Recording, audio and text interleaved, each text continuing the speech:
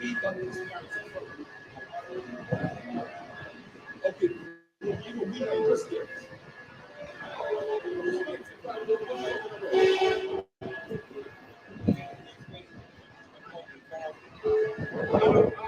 Oh, so you agree with that? Right. So okay, I got you. Okay, what's the point you was making? Okay. No, he's black.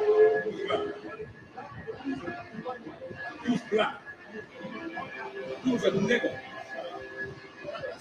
You can't feel now. All right. He was a nigga.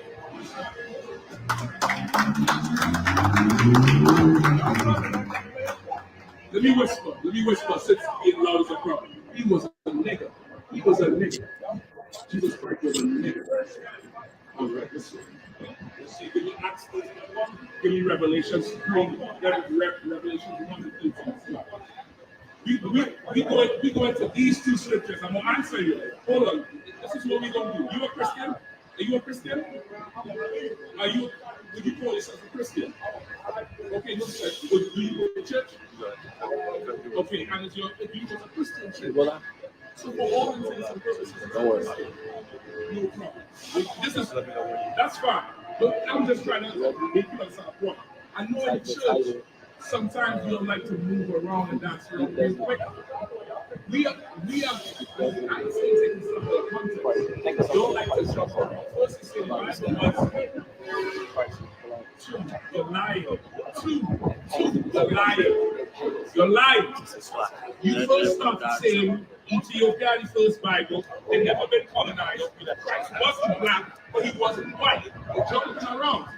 That's what you said. You said we know he wasn't white, but he may be black. He may be Arab. Didn't you not say that?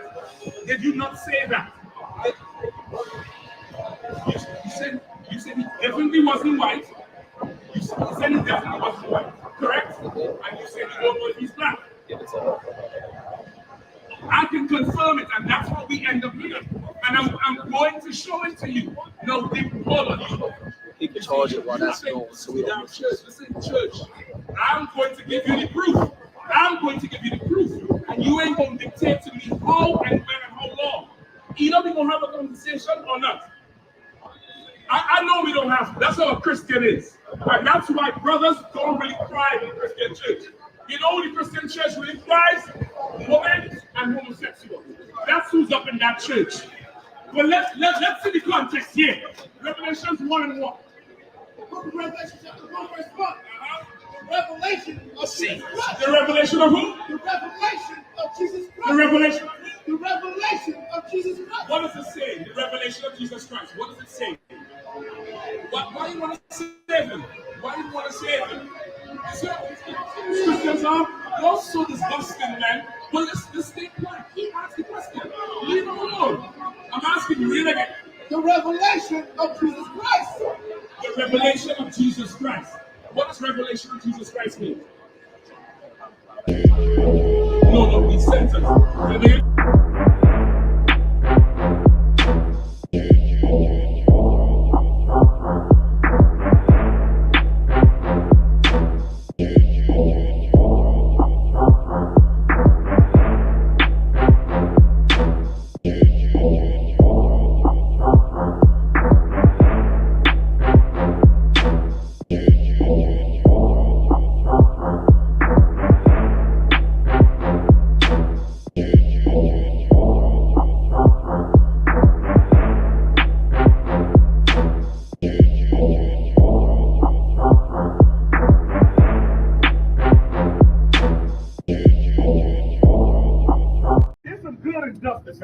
Because Justin just separated himself from his filthy, disgusting race. And it's okay, Justin. What should happen is your entire race should get off that pump and high horse. You understand? That's what should happen. But because they won't, Justin, you're going to watch all your people go into slavery and serve a very, very, very rigorous slavery. Here you go, Justin, right there. Here you go, Justin, right there. Let me tell you something. Give Justin a hand, man. Give Justin a hand. Justin just proved today that he does love black people. Now, guess what? Pay attention. You too?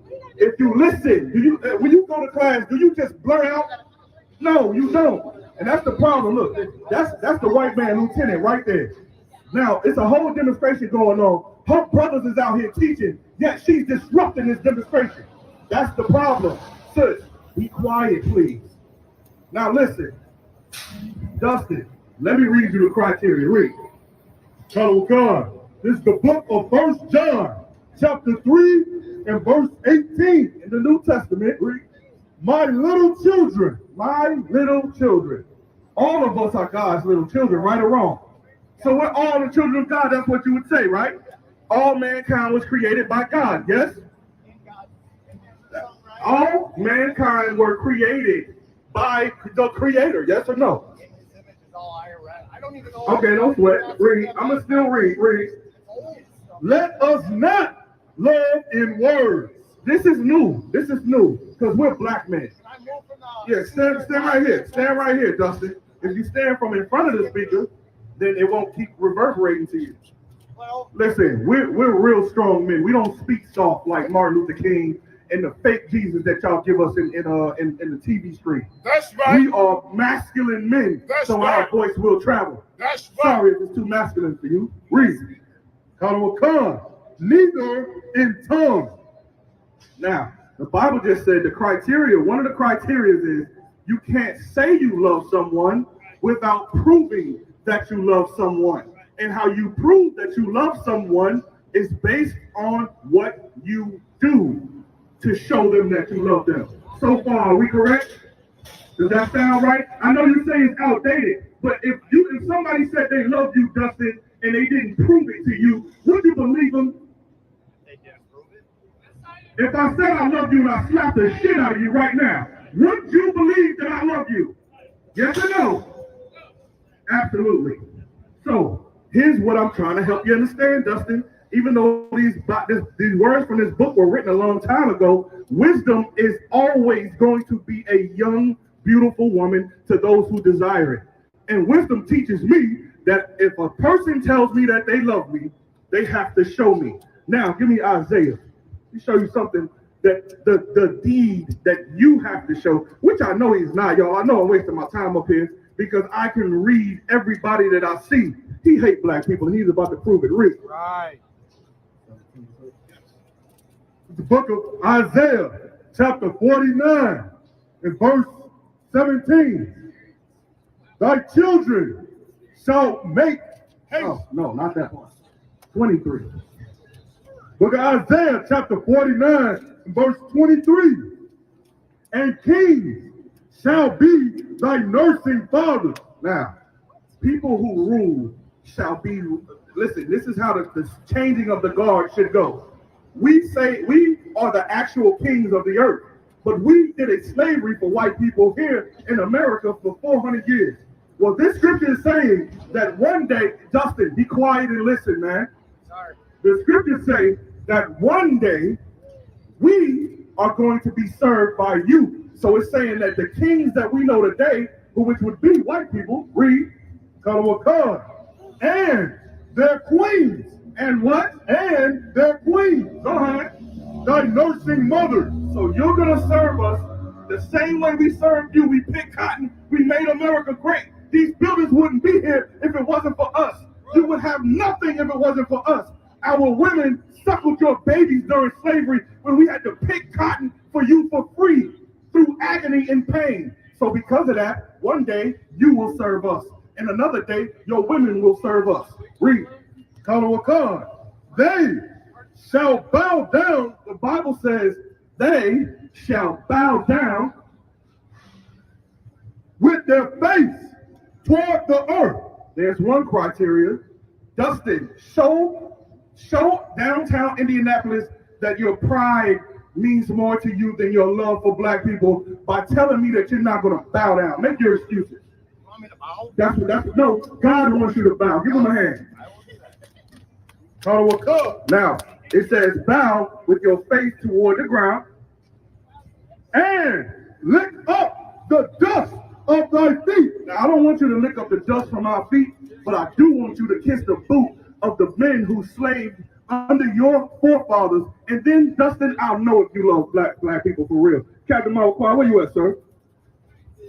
Kiss this boo. 1 second, Dustin. No, Dustin, listen. Don't let nobody distract you. Handle your business. And don't let the lieutenant. Hey, sis. You remember when I told you in the first place that you want to know what's weird? That you are standing in the way of justice. Watch your mouth. Go ahead, Dustin. Handle your business. The scriptures say kiss the boots of the slaves. Now let's find out if Dustin loves black people or not. Watch this. You can ask the question right after you demonstrate. Remember, it said, love not in word or in deed. I mean, love not in word, but in deed. So here is your chance, Dustin. Prove it. No, I'm not. This is it. Kiss that boot now. Kiss this boot. Give me all the boots you want. Let's go. Kiss the boots. Let's go. Kiss them. Let's get it. Let's get it. Get a Lord a hand, man. You're looking at the power of God out here. And this is, hey, listen, man. Hey, listen, Dustin, guess what? Well, then you should have never said it out of that lying mouth of yours. You said, I'm going to kiss everyone's boot. Now, hey, Cap, get the boot kiss. Get the boot kiss. Quickly, let's go. So watch out. Grown men are right here. Clap it up for the Lord. Clap it up for the Most High God. From YAHANNA. From YAHANNA. From YAHANNA.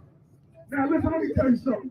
Now, Dustin, now I'm starting to see right now that there is a little bit of regret for you in your mind. It's some good in Dustin, man.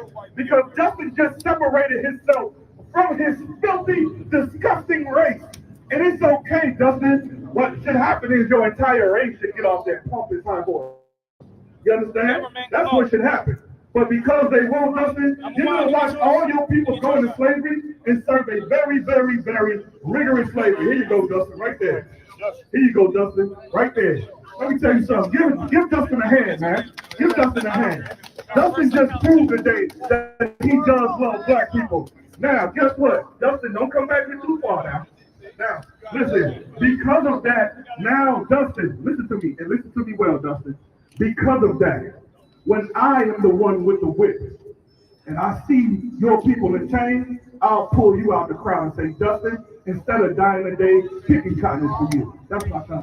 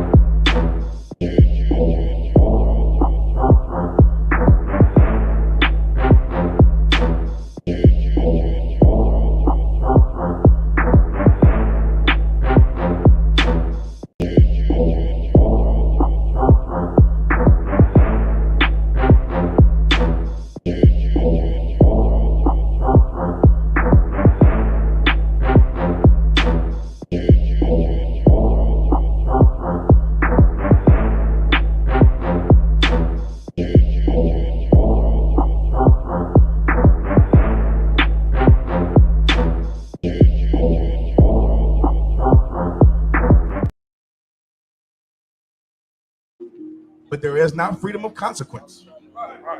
You can do whatever the hell you want, but there is not a freedom of consequences. And everybody is so big, bad, and tough, right? Everybody's so tough, right? When you want to go commit a crime, you commit a crime, right? And you get behind, you go to court, and you hear your charges, and you get convicted, and you know what you start doing? Crying. Crying. And then what else? What's another thing they start doing? Praying to God. They start getting real holy then, and you're crying yourself to sleep at night. Because you were so tough, because you didn't want to believe. But then when things go bad, now God is your only savior, right? We don't have to go and hear consequences for us to serve our Lord. Because we fear God. You don't fear the Lord. That's your problem.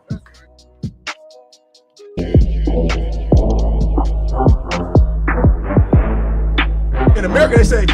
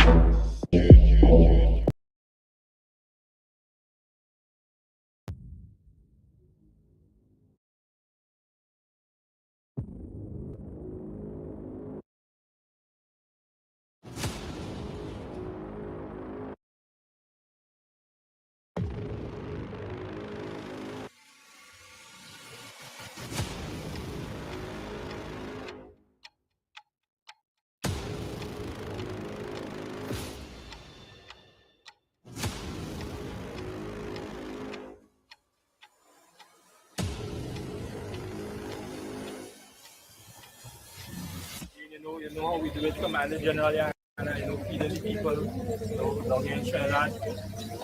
You see what's going on with the rain right now, and condition of the people right now is real bad. So again, big ups Commander General YAHANNA, for all, the work that put in over the years, that we can raise up, young black men down here in Trinidad, and do the same as well in his footsteps. Let me get that.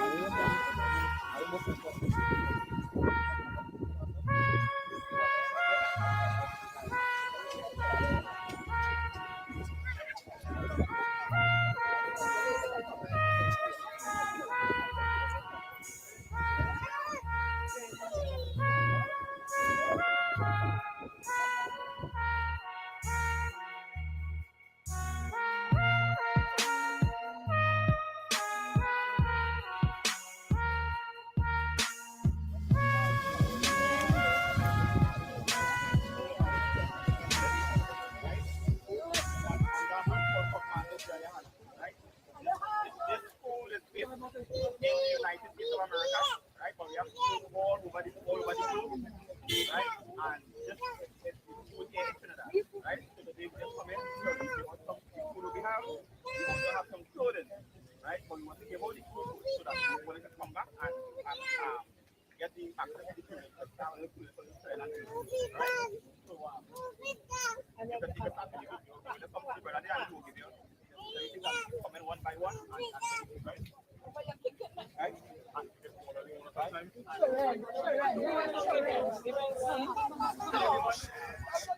Christ and fall up under that U.P.K banner. It's my brother and my blood, and I will die and kill for him if necessary. It's all about that warfare, boy. Back up. It's all about that warfare, boy. My soldiers take grip till I'm stand down. Take grip. My soldiers take grip till I'm stand down. Take grip. Now this ain't no movement.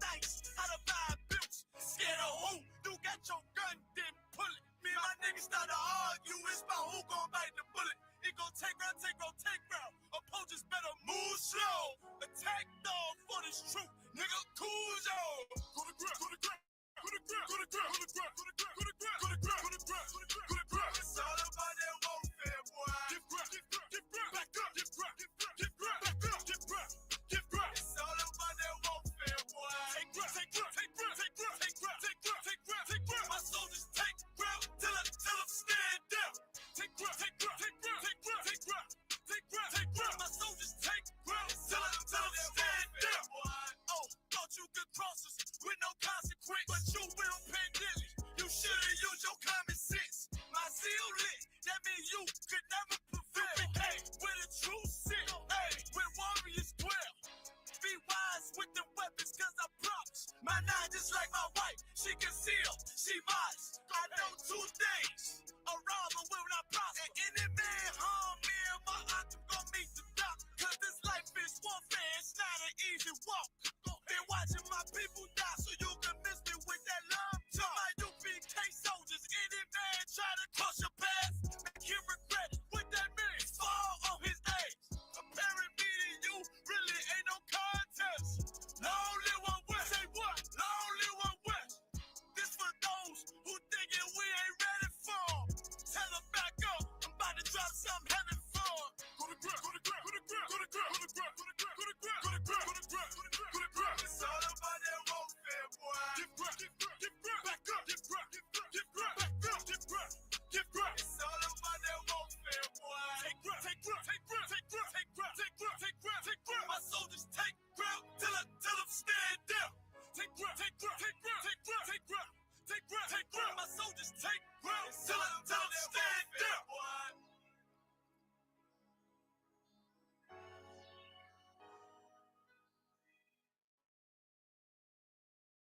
Even though I don't know you, I'm not letting nobody sell you crack. You know why? Because I never saw you before. But you a black man like me. That's right. And it's worth something. This is Black Watch with Commanding General YAHANNA, the only man to lead blacks, Latinos, and Native Americans. God made man on this earth. The white man he made man. God made man. God wants man to obey him. Bringing you real news. You don't need a black man in the White House. You need a black man in every black house. For many years, there's a lot of black people who didn't realize how deep the racism of white America was. You ain't gonna do nothing unless you decide where you gonna stand at with the Most High. This station is now the ultimate power in the universe. Righteous solutions to issues plaguing our nation. Boy, you better wake up and see the power that is within blacks, Latinos, and Native Indians. Join us every Monday from 9 to 11 p.m. Black Watch. Let the show begin.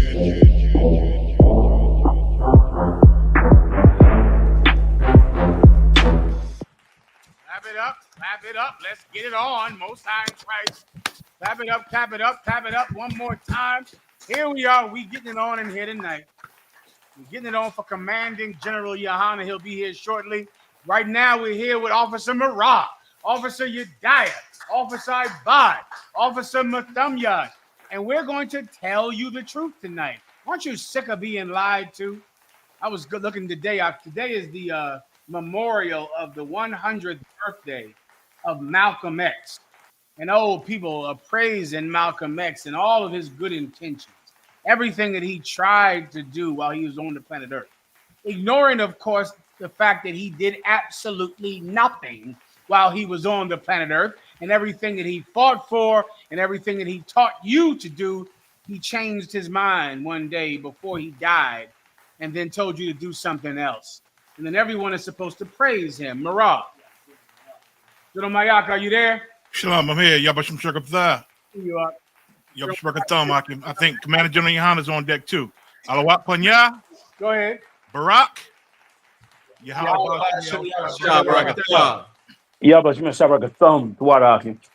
are the sir? Sir, did you want to say anything? Go on. I just got in. What were you talking about? Something about Malcolm X? I was just opening up the show. That's all. Okay. I could jump in. You know what I mean? If you want. Please, kind of one come. Okay. The water.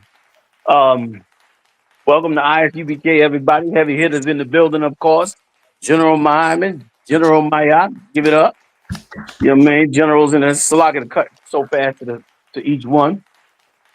Big shout out to Officer Marah and all his whole team up here in the building. Officer Marah, Officer Yediah, Officer I.S.U.P.K, Officer Matanya. You understand? Salaki on that too, man. I get that right. So, yeah, here we go. Another week getting much, much closer We rushing up on the end real fast and quick, and enough madness is going on in the news with the P Diddy's and the Diddy P's that will say a lot. You know what I mean? So where we going, you dad? Khan, sir. It says Biden diagnosed with aggressive form of prostate cancer. Right. Who cares? You know what I mean? Like Biden had a amazing life. Him and his dope fiend son had an amazing life. What's going on with him now is nothing. He lived the 80s doing all that he did. You know how much killing he did in the name of the United States. Y'all got somebody in the background? All that killing. Okay, all that killing he did in the name of the United States. He lived a good life, made big money all up there in Ukraine, all them old deals in Congress, sent tons of black men to prison, basically ran the state of Delaware until the time came for him to step down. So, you know what I mean? And he lied both to his cabinet and the entire Democratic Party, which was cold-blooded. He waited to the last minute and undermined the entire Democratic Party. They been knew he was sick. I heard he had skin cancer before this. So I yield. That was it, sir. General Mayak? Khan, I yield. Yedaya? Khan, sir. White North Carolina woman boards school bus and unleashes racist tirade on black student, ends up in handcuffs. Is there video? Khan, sir. There's video. Please. Sir, I believe this story is about a usual story. Is this the bus driver, Yedaya? La, sir. I believe this is a parent coming on the bus. So if we can just bring Commander General YAHANNA up to speed to it and myself. I'm not aware of it.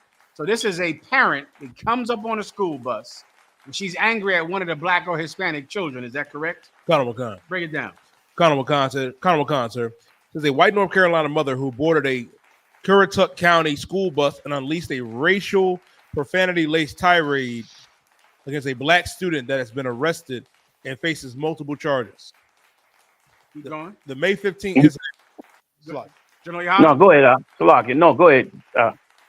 Khan. The May 15th incident involving Samantha Danielle Spoor, 35 of Moyoke, has promoted widespread outrage and a review of school safety procedures. Samantha Danielle Spoor is facing charges after boarding a school bus and verbally abusing children. Spoor was arrested Friday and charged with trespassing, disorderly conduct, and communicating threats after a video captured her storming onto the bus and berating students. Now, sir, I can guarantee you, if you talk to this woman, they're going to interview her. And when you talk to her, if you ask her if she's racist, she is going to say no. That's what's no doubt. And if you want to test it out, just wait a couple of days when she's in front of the courthouse saying, I was having a terrible day. I'm not racist. I don't look at anyone because of the color of their skin. People wonder how Donald Trump got elected. There is only one qualification that Donald Trump had to win the White House, and it's because he reflected the racism of white people that they lie and say they don't have. Okay. Every last one of them lies and says they're not racist. This woman is going to say she's not racist. They're going to say, well, do you dislike black people? I don't judge anyone because of the color of their skin. I'm not racist at all. That day I was having, I've been going through a lot lately. God. I've been going through so much. You know, my uncle has cancer. You know, Biden has cancer. And I've been going through so much. And everyone is going to feel sorry for her. Everyone. That bastard Elon Musk, they made the Sikh Heil salute and then said, I didn't do it. And it wasn't a Sikh Heil Nazi salute. And half of the internet agreed. Half. Donald Trump got elected because this is in the heart of everyday white people who work down at the store, who work at the Walmart, who are longshoremen, truck drivers, doctors, lawyers, school teachers, they all agree on one thing, that they hate blacks and Hispanics. They agree on that. And they're from different socioeconomic levels. Some of them are in Wall Street, doctors and lawyers. Some of them are truck drivers. But what connects them is their hatred of the children of God. Connects them. Mayat, go ahead. If I can, General, and like you said, to them, this isn't being racist. It's just in their blood, their spirit. Listen, you brought a heavy class at this point during the class on how these white people, the most racist of white people, will say, I love everybody. I don't even racist. Listen, Donald Trump just said, General, after they said, why are you bringing white Africans over here talking about they're getting killed and suffering with all the brown, with all the Africans and all of this and that, this suffering, when you won't let them come over. Hell, the Mexicans and all the Hispanics, they say they fleeing persecution, but you shipping them back out without question. Why are these white South Africans coming over? Donald Trump said, it doesn't matter the race to me. It doesn't matter if you're black and white. He said that on national TV when everybody know he's a racist. Even the racists say they love Donald Trump because he's racist. Even the racists say that. And he said, it doesn't matter to me if you're black and white, but white farmers are getting persecuted. It was ridiculous. Commander YAHANNA, Salaki, am I missing you? Yeah. I was just gonna say that what y'all saying is so right. Like we should learn from our own lessons. For instance, in a relationship, we act like if a woman is in a relationship with a man and she just lets the man do whatever he wants to do, he beats her up, abuses her, and she never ever pulls back or gets out of it or gets any help, we just look at her as dumb and stupid and refusing to do something to help herself. Yet we don't apply that same strategy to ourselves when it comes to white people. White people beat and abuse and disrespect us and talk to us any kind of way, and we don't do anything to stop the abuse. We don't even try to get away from them to stop the abuse. We don't take favoritism towards ourselves over nothing. They say when you come out those relationships that you got to have self-love. They said to have self-care and self-love. When we going to apply that to us? When we going to have self-love for us and self-care for us as a people?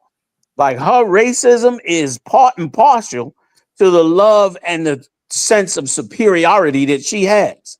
Yeah. When are we going to have a sense of love and superiority to who we have? You understand? When we going to care about that? If I could, right? Can I give y'all a story? I don't know if Yediah got this story, but Yediah, there's a story out right now. And I know everybody wants us to get to the P. Diddy and the Cassie and, the urinating in the mouth. We're going to get to that as well, too. Give us a few minutes to get some more important things out the way. And this sister, Yediah, tell me if you got this story where this sister is brain dead and she's pregnant, possibly with twins. Did you hear about that? Sir. I did not hear about that story, but I can find it. If you could find that story real quick, I could get a link for you if you want. It is an amazing story. Can y'all hear me? Kind of one yes, sir. We can't hear you now, General. If you can hear us. Can you hear me now? Yes, sir. Okay, I'm a 1 second.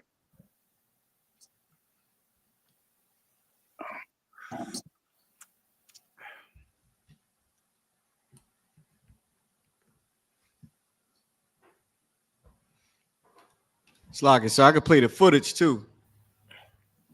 While we getting ready. Go ahead, Mara. Coming one come.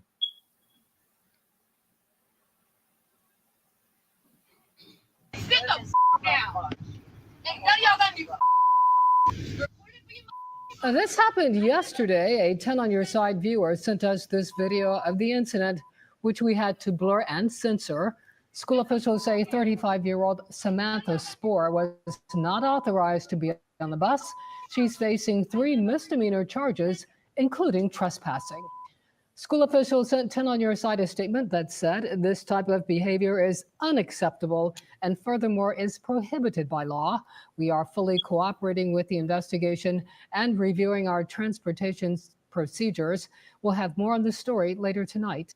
Sit the down. Ain't none of y'all gonna do. This happened yesterday. A 10 on Your Side viewer. And the only thing that was prohibited by law was her coming on that bus. Like the problem ain't cursing a black kid out and calling them all type of racial names. It's just it's illegal to come on the bus without permission. Which is ridiculous. Once again, we lack some self-love right now. We lack some self. Was you able to find it? Comic-Con, sir. I have that story right here, sir. Please pull that story up. I just want to add that story to this because y'all, this is a great example of us not having the love we need for each other, having the care. Like we count our lives cheap, and they count their lives way more than they should. Like white people are ridiculous. They count their lives as special when they done went around the world and literally murdered millions. And they count their lives very, very special.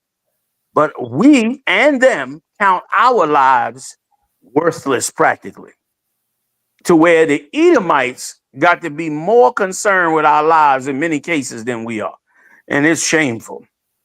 Go ahead, Comic-Con, sir. Georgia hospital keeps brain dead pregnant woman alive due to abortion ban.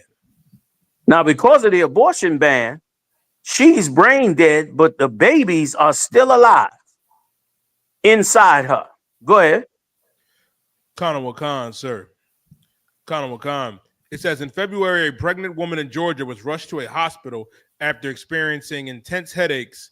There, a CT scan showed blood clots in Adriana Smith's brain, and the 30-year-old nurse was soon declared brain dead.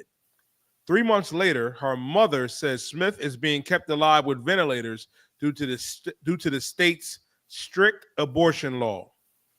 It's torture for me, April Newkirk told the Atlanta TV station. I come here and I see my daughter breathing by the ventilator, but she's not there. Like, once again, now this is painful for anybody. This would be extremely painful for anybody.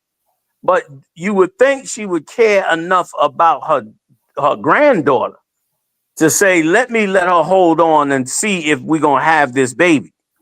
If we're going to bring forth this baby. If this baby is going to live. If the Lord is going to acknowledge this baby. Instead, we angry that she can't go ahead and put her daughter out her misery before the chance for her to bring her granddaughter in. You understand? And it so reminds me of the story of David. Even when David had gotten into that mess with that heathen who had a sister, David still held on and prayed to the Lord that the Lord might have mercy on the child. Like, he didn't turn his back on the kid while she was pregnant, regardless of the circumstances, even charging himself. And that's the problem with us. The self-love for us as a people has gone in the toilet. And because of it, these Karens, these old poor trailer park trash who now attach themselves to Donald Trump, turned around, man, and now they count their lives valuable and our lives so damn cheap. I yield the water. Just wanted to add that to it. No sweat, sir. If I could, let me. I know the brothers might not know about this, but everyone knows about the abortion law, the Supreme Court case that legalized abortion for 50 years, which is called Roe v. Wade. Everybody knows about that, right? Well, the Roe and Roe v. Wade, it was a woman that was fighting for an abortion. She wanted an abortion, and her state would not allow her to have an abortion. And so she fought for her right to have an abortion in her state. And that's Roe v. Wade. And it went all the way to the Supreme Court. And then because of that, abortion was made legal in every state in America. Well, 20 years later, that girl, Roe, who was in that court case, she went and finally told the media that they used me. I was a 17-year-old girl. I didn't understand what I was doing. All of a sudden, these big wig lawyers from Washington, D.C. heard about my case. They flooded all this money to me, gave me all this, all this wealth, and told me what to say. Told me that they were going to take up this case and push it. I didn't know about it. And she said, the biggest regret of my life was having that abortion. That is what Roe v. Wade said, and brothers can look it up. And later on, she became an advocate for pro-life. The Roe v. Wade. Sir, I don't know this woman, but I can guarantee, just from knowing mothers and womanhood, I can't even imagine a woman who has a daughter on life support that is fighting to pull the plug on her daughter, even though it's going to kill her future grandchildren. I guarantee later on we're going to find out that this is some grieving mother who doesn't know where all these people came from Washington, D.C. She don't know where all these white Democrats came from in her house, giving her money, pushing this case when she wants her grandchildren. And later on, you'll hear about it later. She'll write a book later. Somebody will get her later, and she'll go, I just was mourning my daughter. I was sad, but I want my grandchildren. They told me to pull the plug. I could be a hero for women's rights. I could be a hero for women's body autonomy. And later on, she won't even understand it because she's from the ghetto and suffering. Roe v. Wade was a poor white woman who didn't understand it, but they used her to push forward abortion. There is no woman whose daughter is laying in a bed dead that does not want those children to be born. Now, they'll have to prove that to me, sir. Me that this woman is like, yeah, I know my daughter is brain dead. I know she's pregnant, but I'd rather you let my daughter die and kill the kids. They'll have to prove that to me. Until then, I'll think that she's being railroaded by rich tycoons from Planned Parenthood and from rich white people that have an agenda for abortion, but this poor sister doesn't even know what the hell she's doing. So and let me tell you, and the only reason she's convinced to get on board with it is because, of course, they spent billions pumping up abortion to kill our babies. They didn't push up abortion. They didn't press and press to get abortion to kill their babies. They just knew that they had to use a white woman to get the abortion rights. They knew if they'd hauled two black women in the court to say we want the rights to have an abortion, there would have never been any abortion allowed in America. They knew it would have never happened. So what did they do? They got two white women, used them, brought forth the case, and that's how they got the abortion. And once they got the abortion, Planned Parenthood got set up in every ghetto in America and began killing the babies and selling the body parts as it is this day. That's right. And they themselves admitted it in court that their clinics are put in predominantly Black and Latino spaces in America. And as a result, of course, we killed 350,000 babies a year. You understand? You wonder where we are. That's where we are. We in the graveyard. And then, of course, here they come again. Because of that brainwashing, they able to make a sensational story with this sister saying her abortion rights are gone. This is the same group that's pushing her abortion, pushing her to bring up these rights because they want to reverse the latest reversal of Roe versus Wade. They want to flip it back. So to flip it back, they want to use any means necessary, and they'll use her to it. We got to have self-love. That's it. We got to care about us. Now, you ain't going to see the NAACP showing her the wrong in it. You certainly are not going to see any preacher showing her the wrong in it. He could give a damn. Jamal Bryant, that nasty sodomite, could give a damn about it. And same goes for the rest of them. Could give a damn about whether or not them babies die, whether or not they care for each other. We should be caring for each other, which is why that case on that school bus would have not just been 2 misdemeanors. And now that Donald Trump has done what he did, this would normally have civil rights consequences, Justice Department in it, federal charges in it. We better care for ourselves, man. Because ain't nobody else gonna care for us. You understand? Donald Trump went over there to Saudi Arabia, Kind of one come. and met with all the big wigs in the Middle East, and then introduced them all to some of the richest billionaire corporations in America. I'm talking Citibank, Meta, all these super duper huge, super rich corporations. He introduced them to. But my question to brothers that's in Islam, why didn't he demanded, he said, for all these deals to go through, the Palestinian state got to get recognized. Why didn't your Muslim brothers turn around and say, for us to make these billion-dollar deals, you're going to have to stop deporting blacks and Latinos? Our Muslim brothers who's over there in America being persecuted by you, you're going to have to stop that persecution. You're going to have to stop doing that. When is that going to happen? Donald Trump got off the plane back in America and declared that the Afghans who spied on Afghanistanians for America, he declared that they no longer have protections under the law. So in other words, they get ready to ship them back to the Taliban. The same one that spied against the Taliban, they opening the door to possibly ship them back to the Taliban. That's who they care about. Nobody. We got to care about ourselves. Salak, I yield. Give my hand, Most High in Christ. Yeah, we'll find out. Our poverty just makes us pawns for everybody else. Everybody will get to use us to bolster their own argument or to be cannon fodder for somebody else's war. If we decide to believe, Salak, to cut you off, General. If we decide to believe their stinking philosophy and follow their gods from all over the world, including the white Jesus, like follow, they just put in a pope from Chicago.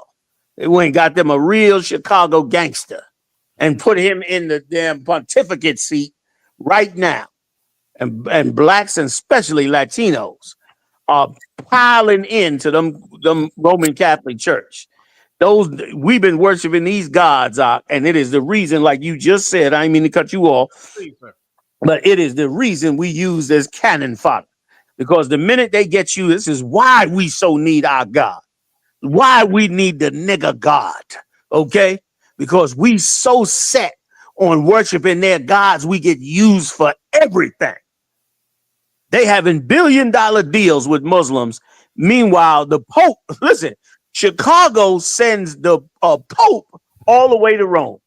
And all the Muslims in Chicago, ain't a single Muslim get put on the you know, what are they called? The delegation with Trump to go to Saudi Arabia. You Negroes are told us to go back to, you know, whatever it is y'all do with that Quran, while the white people in Chicago sent a bishop to become a pope in Chicago. Stop worshiping their gods, man. It's a lot of your mind, man. I mean to cut you off. No, please, that was it, sir. Give my hand. That was it. Yediah. Colonel Wakan, sir. Your people are not welcome here. Black female Google employees called incompetent, aggressive, and regularly badge checked. Now the company must pay them $50 million. Now, sir, if I could, this is Google now. This is San Francisco or over there somewhere, right? This is Silicon Valley. These are the most liberal white people you could imagine. Yep. Funny color hair, Biden, Kamala, gay flag, everything. They work at Google, and black people in Google is in total racial oppression. Yikes. At Google. So much so that they settled, sir. They had to pay these black women $50 million. Because they walk into Google, they getting searched like they're going into the prison to see their son. Damn. Searched.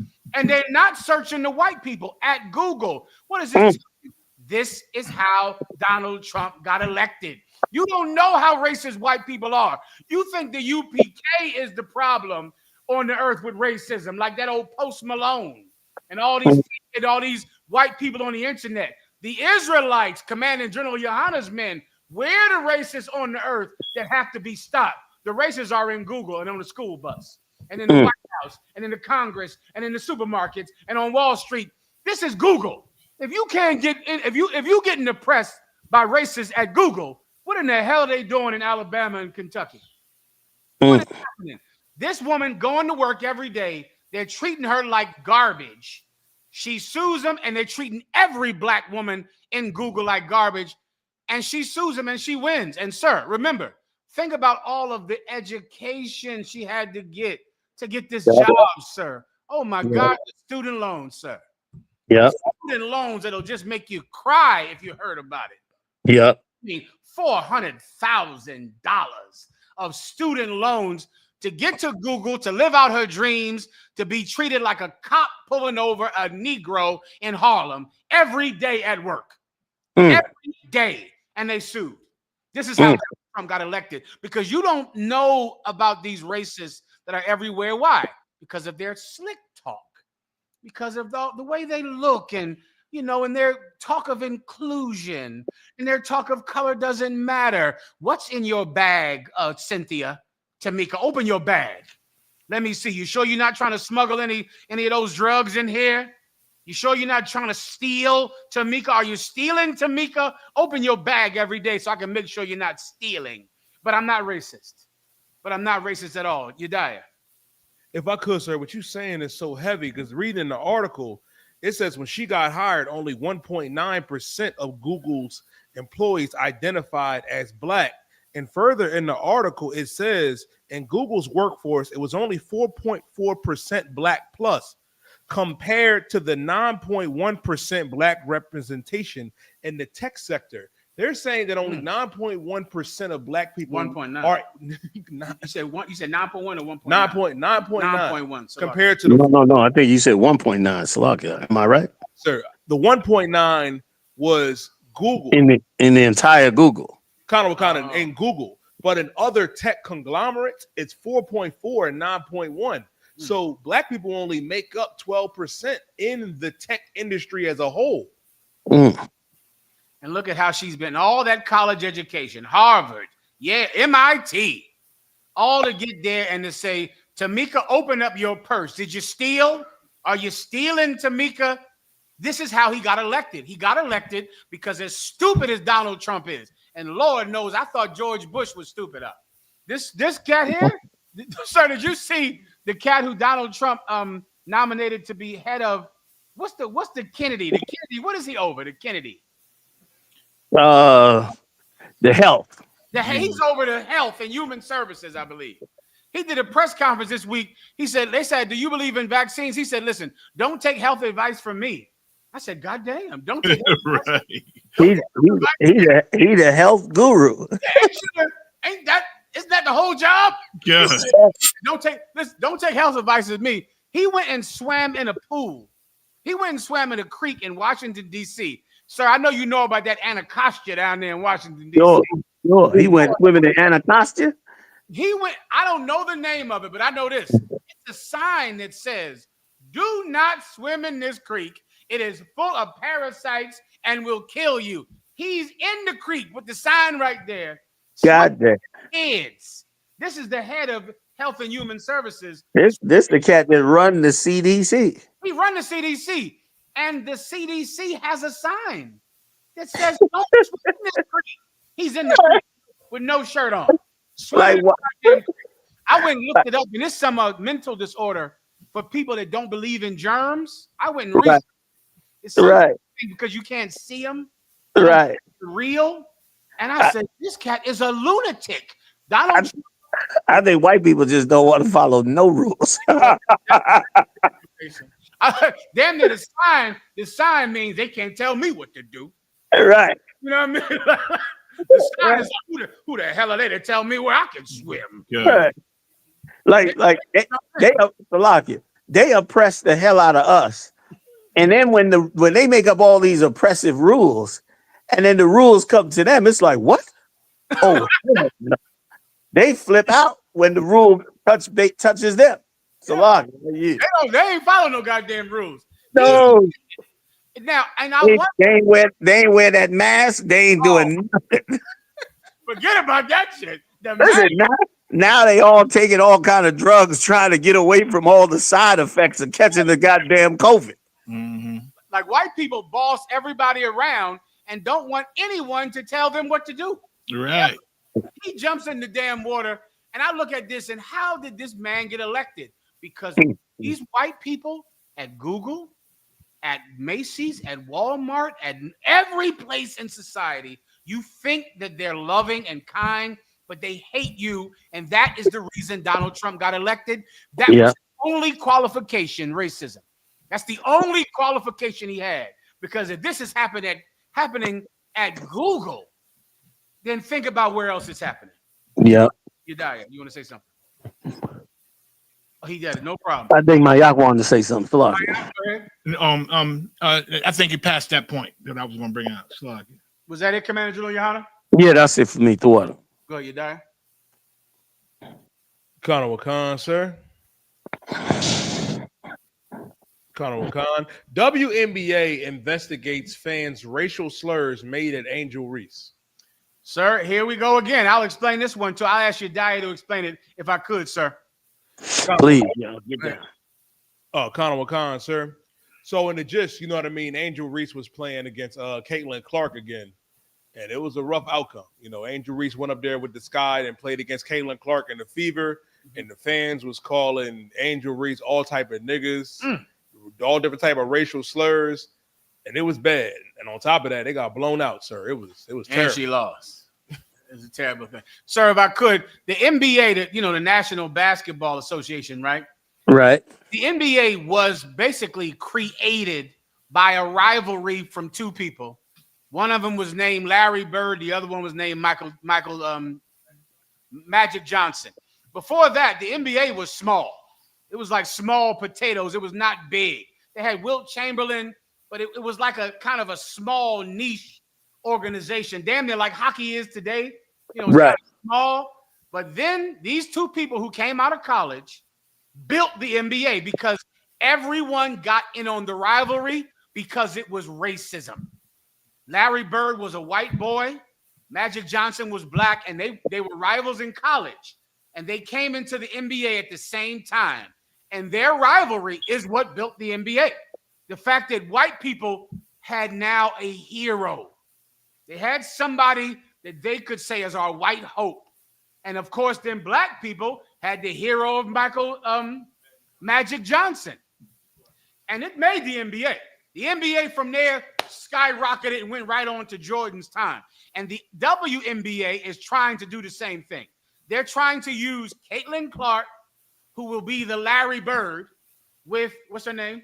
Angel Reese. Angel Reese, which will be the Magic Johnson. And they're pushing that racism to get in the hearts of every fan, because this racism is what is popular. It is what galvanizes people.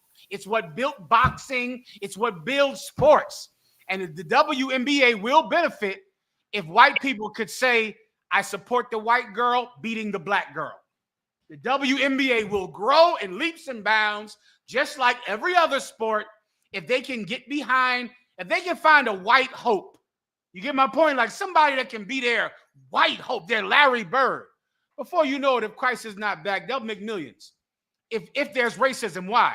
Because that is why Donald Trump got elected. Like the WNBA is now finally honing in on the heart of white people, hatred of black people. So now I have a white woman that scores 20 points. The black woman scores 12. Oh, listen, now we can get behind this sport. Now we can finally get on ESPN because we have a white hope. And they've been pushing this thing all week, sir. Oh, they almost fought. Break it down, Yedaya. Oh, yeah. Go ahead, Yedaya. Slug it. Oh, yeah, Conor Wakan, so they almost fought. Fought because Caitlin Clark gave her a hard foul. And if it wasn't for them referees and them teammates, it might have been the end of Caitlin Clark. Yeah, Angel, I saw it. It's on my phone all day. Angel Reese jumped up trying to punch the white broad in the face.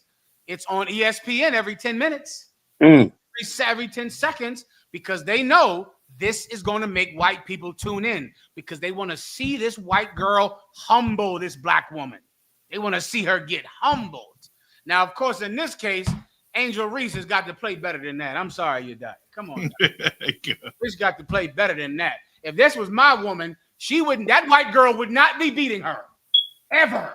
She would never. If this was my wife, I would never allow my wife to get on that basketball court and score less than 30 anytime she played that devil. She beat that devil every day. She beat her in her sleep. She beat her at practice. She would win. But now that's not my woman, so I can't do that. But, and I hate to say it, but the fix is drawing even in. The fix is in. Listen, they know what they're doing. They got to have the rematch. They got to have the white girl win. The black girl got to get upset. The white girl got to win. Then the black girl got to almost want to fight her. Then the rivalry got to come back. Then they got to let the black girl win. Listen, when Muhammad Ali would get in the press conference and say, "I am so pretty. I am so," white people would be infuriated, particularly white women. That's like him saying, "I'm so pretty," brought more ticket money to boxing. The boxing wasn't that big till Ali came in there. Ali came. See, Tyson made the mistake. Tyson should have got some good white rivals. That's right. You understand? Muhammad Ali did it right.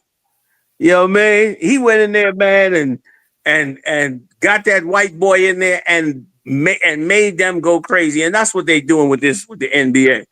This is the same thing. Like they're gonna build, just like you said, they're gonna build this thing up, and they're gonna get everybody together. And because they got to now, like white people got to rally around the white girl. That's right. Like the white girl's under attack now. You know what I mean? Meaning now in their mind, the white girl is good, could win every game, but the black girl wants to be violent. That's right. And overly aggressive. They've been pushing that over aggressiveness on the black woman for years. You know what I'm saying? Like they've been pushing her into the over aggressive room for years. They've been using you sisters and trying to push that. Now they got her, fully angry, and now the rivalry can be on. Watch by the next game. By the next game, the arena will be filled. They'll be selling tickets online. All the gambling houses will be making money and bets on who's going to play the game. The mob will have the back rooms flipping and tripping. They'll be getting some money on it. And guess what? We'll be just sitting here again, waiting on your Yahweh's deliverance, trying to lace up our boots and get the work of the Lord done. We'll be feeding the poor, having food drives, teaching, and yada yada, while the WNBA will make a mint. Meanwhile, Ice-Cube trying to bring his teams in, and they giving him absolutely hell. He's banished from the club of Hollywood because of his teams. And because of him, it's like, how dare a Negro try and open up some type of sports? With all that we are in sports, in every aspect of sports, you would think by now they would say, man, of course he should get a chance at it. Not them. The racism is so perfect that you could be in it. Don't you ever, ever talk about owning it. You talk about owning it, and now we got a problem. And ever since Ice-Cube set out to get that team, that set a team in that league, brother, they've been giving him nothing but absolute hell. He brought it out several times, how he's not part of the club. And he's not part of the club because them so-called Jews control them sports and that entertainment, and they don't want to share with nobody. God. So that, go ahead, Maya Salakia. God, you're so right. That with entertainment and everything, it don't even matter how good you are in this world and how talented you are. It's who they decide they want to use, and whoever, who they can get the most money out of, they'll pick them. You know what I mean? That's just like the whole debate in the entertainment world, from rap to acting or anything. Like who holding the gates? They call them gate blockers and all that there, because they know they good. They know they got talent. How come they ain't getting chose? Because they won't give the Jewish, what you call it? Did you say Jewish general? What term the so-called Jew. The so-called Jew, because he run everything. Everybody won't bow down to him, and he know it. So he just pick and choose who he can manipulate and get rich off of. It ain't really how much talent you got. So It don't even matter what talent that you have. Just like you said, Maya, what you said is so heavy. If I could, y'all, like everybody was all up in arms when Harvey Weinstein got arrested for the casting couch. And everybody up in arms and shocked at what they're hearing about P. Diddy. Like they do this on purpose. Like how else they gonna know? How else they gonna know that if they give you $50 million for a movie, that you're not gonna go out there and help your people on it by bringing you in there and stripping your pants off and telling you to bend the hell over. Then he can go back and tell the rest of them, yeah, he's all right. I took care of him. Yeah, he's on board. We got him on tape. Don't even worry about it. That's why P. Diddy had all them tapes in there. You think all this time the FBI ain't get not one phone call?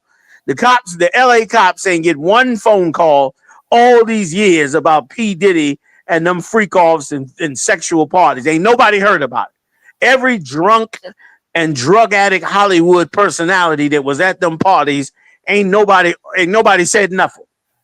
Come on, let's stop being ridiculous.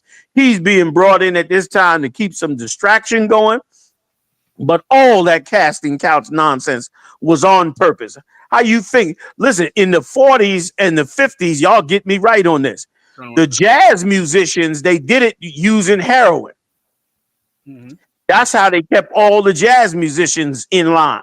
That's right. They got you doped up. They robbed the hell out of you, gave you a little bit more than the average working Jake. And so you was like a star because you had a fancier car, fancier clothes, a nicer apartment. You understand? Some more conch in your hair. So, of course, you look like a star. But meanwhile, they got all the money and all the control. Kanye West proved that when he brought out how this so-called trainer from Canada was controlling everything he did and said that he would get him on them chemicals and he would not be able to see his kids. Yeah. So this is something they've been doing for entertainment, been doing in the sports arena, and they don't let nobody in. We're in slavery and we don't even know it. We're in slavery and caught up into their game and we don't even know it. You know what I mean? And now the Lord is pushing us out. Now they done got so evil, so lustful. Like they so lustful and angry now. Now it don't even matter how much money you make for them. Now they hate you even if you make millions for them. They still disgusted by you. So now you're going to get pushed all the way out. I yield. Salakia. Now that's it. That's just the truth about sports, what you just heard just now. And that's that. Yediah. Please. Colonel Khan, sir. Okay. We're going to go into Diddy and Cassie now, sir, unless you want to do another one. No, go ahead. Let's do it. Colonel Khan, Cassie Ventura may be telling the truth about P. Diddy, but is doing herself no favors with her court testimony. Yediah, break it down. Colonel Khan, yeah, if I could, sir. Cassie went in the court and she went in there and started describing all the lasciviousness that was going on. You know what I mean? In them Diddy parties. The most significant. Break that down. Tell me about that. I haven't been keeping up with it. Sir, what happened at the party? Sir, a lot of, sex trafficking, male prostitutes taking a piss in her mouth. Ooh. And this is the crazy part. While all that was going on, and when Puff would get on top of her and that was happening, she would FaceTime her white husband. Say what? She would FaceTime her white husband. She had a white husband while she was with Puff Daddy? Come on. Oh, boy. She's a heathen herself, though, sir. She's a heathen. Okay, I got you. Okay, so this is Cassie, sir. This is the case that they having with Puff Diddy. And this woman, and they're trying to get him in jail. I don't hear the crime, but I ain't watching it close enough. I know they asked the woman, why did she let these men have sex with her? And she didn't say because he was going to kill me or beat me or something. She said, I wanted to make him happy. Yeah. That's a quote. And so she let Puff Daddy, in essence, here's the story. Puff Daddy wants to watch other men have sex with his woman. He don't want to have sex with his woman. He want to have other men have sex with his woman. Sir, yeah, that's most homosexuals. And I'm glad you said that, sir, if I could. Because you know what part is bothering me somehow the most is using this term, freak off. He's freaky. This is not freaky. This is homosexual. Yeah. And before you know it, this case is going to be like, well, you've heard it, sir. Oh, Puff Daddy, he real freaky. That ain't freaky. Right. That's gay. That's homosexuality. Yeah. That's gay. Puff Daddy, he into some real freaky stuff. That freaky is not the same as gay. You're right. the same as gay. Gay is a whole different thing. God. Puff Daddy is a homosexual man, a gay man, but they talk about it like, oh, yeah, he's nasty. That ain't nasty. That is homosexual. And before you know it, you're going to switch it. It'll be like, well, yeah, he like to have sex with other men. He passionate. Right. And they already testified. I think one of them old gay hired prostitutes, they said, did you have sexual intercourse with Mr. Combs? And he said, yes, I did. Like, why the woman is in the room. In the court. You die. Want to say something, sir? Go ahead. Salaki, please. If I could, sir, the second what General Mayak was saying, also, you know, one of them fake Israelite leaders who like to get pegged, was defending Diddy, saying they persecuting him. You ain't got to hide his name. He's the gorilla Hebrew. Gorilla Hebrew. Now, what? Now, sir, if I could. No, I ain't calling him Sakari no more. I'm gonna call him by his true name, the gorilla Hebrew. Gorilla. The gorilla. Go ahead, Salaki. I didn't mean to cut you off. You died, Salaki. Yedaya just illustrated something that is already happening in the fake Israelite world. What is this pegging that they keep talking about? I don't know what this old cute word is, pegging. The gorilla Hebrew likes plastic penis in his rectum.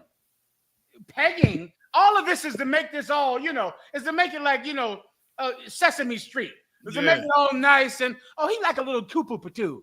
A little swap at the swine. Right. And if I go ahead. No, go ahead. Let me let you finish, man. Let me keep go ahead, sir. Go ahead.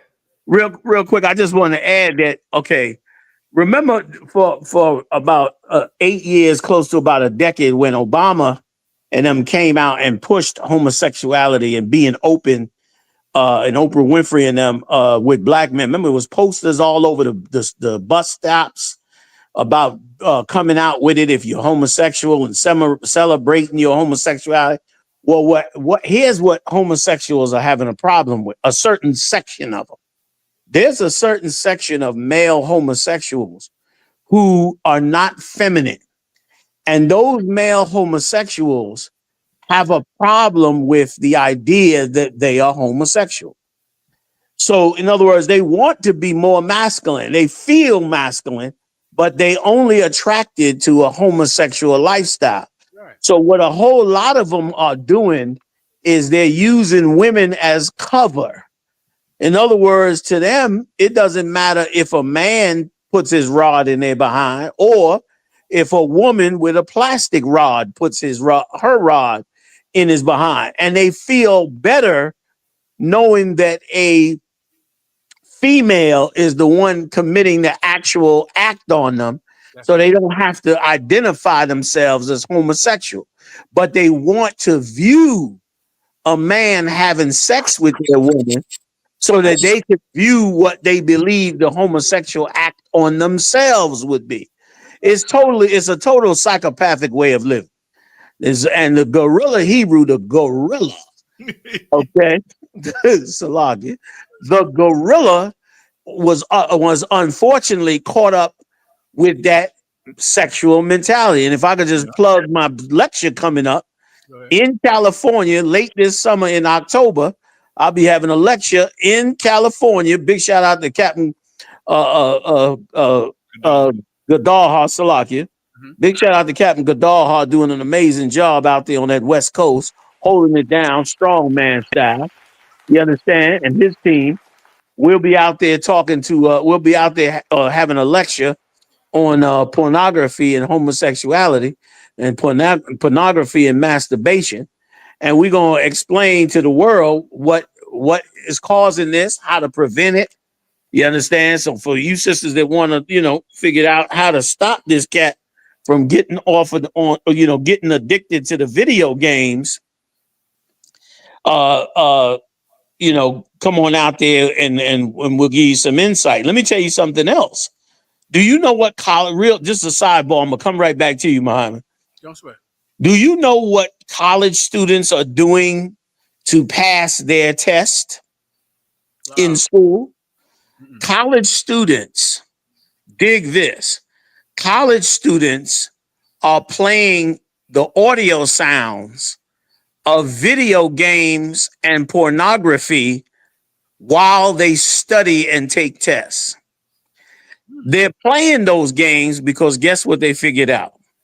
They figured out that somehow in the video game music and in the pornography music, it helps you focus to get you addicted.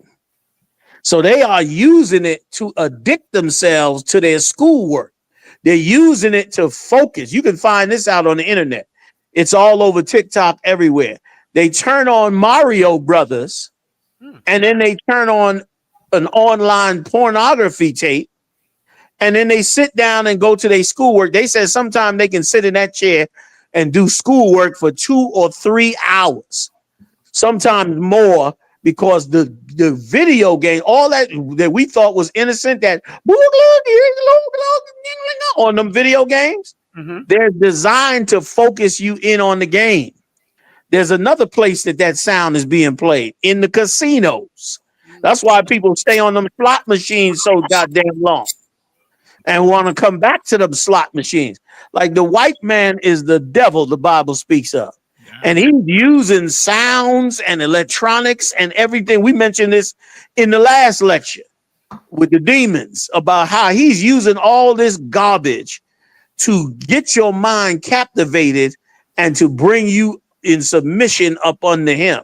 So to go back to it, what's happening is a lot of you brothers that's out there playing them video games, you need to put that shit down, because that shit is going to make you focus in.